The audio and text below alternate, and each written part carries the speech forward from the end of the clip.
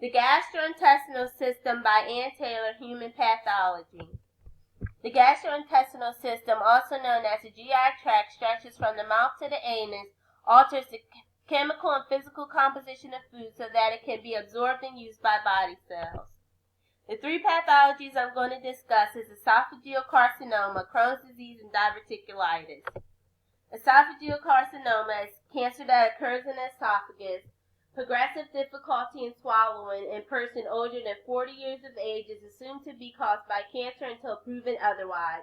Most carcinoma of the esophagus are squamous cell type and occur most often at the esophagastric junction. Risk factors for esophageal carcinoma include being 65 years or older, smoking, excessive alcohol use, and it occurs in a higher rate in men than in women. Esophageal carcinoma appears on a double contrast barium swallow image as a flat plaque-like lesion, occasionally with central ulceration.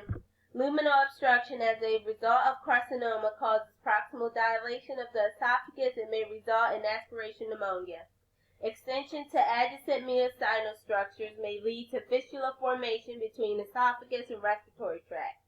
Wall thickening greater than 3 to 5 millimeters on a CT scan is suggestive of esophageal cancer.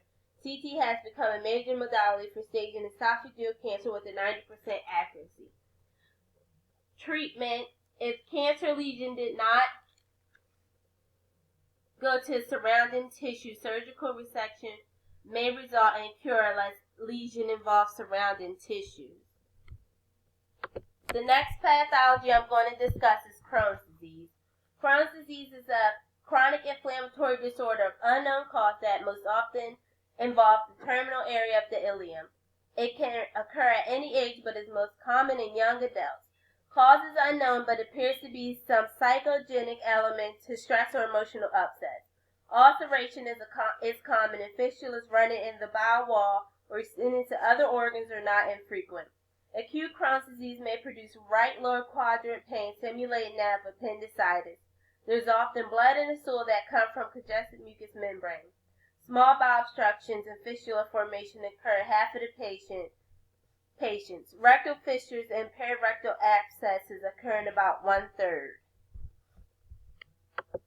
Crohn's disease appear in the small bowel series as a rough cobblestone appearance. Rigid thickening of the entire bowel wall produces pipe-like narrowing. Continued inflammation and fibrosis can result in a severely narrow rigid segment of small bowel in which mucosal pattern is lost, which it causes the string sign.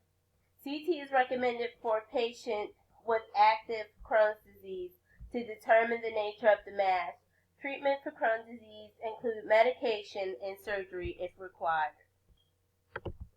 The final pathology I'm going to discuss is diverticulitis. Diverticulitis is a complication of diverticular disease of the colon, especially in the sigmoid region.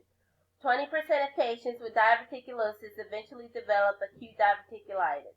When retained fecal material trapped in the diverticulum by the narrow opening of the diverticulum causes inflammation, which results in localized peridiverticular abscess that is walled off by fibrous adhesion. A common complication of diverticulitis is development of fistulas to adjacent organs such as the bladder, vagina, ureter, and small bowel. Diverticulitis can be seen on during a barium study. Acute diverticulitis on an ultrasound appears as a hypoechoic projection that arises from the wall of the bowel and surrounded by inflamed fat. CT demonstrates pericolic fluids or gas collections with nonspecific colonic wall thickening that produces narrowing of bowel lumen. Treatments for diverticulitis is non-invasive treatments is the first choice.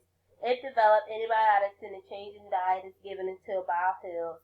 If there's a perforation, then surgery is required. And that is the end of my poster. Thank you, and take the quiz.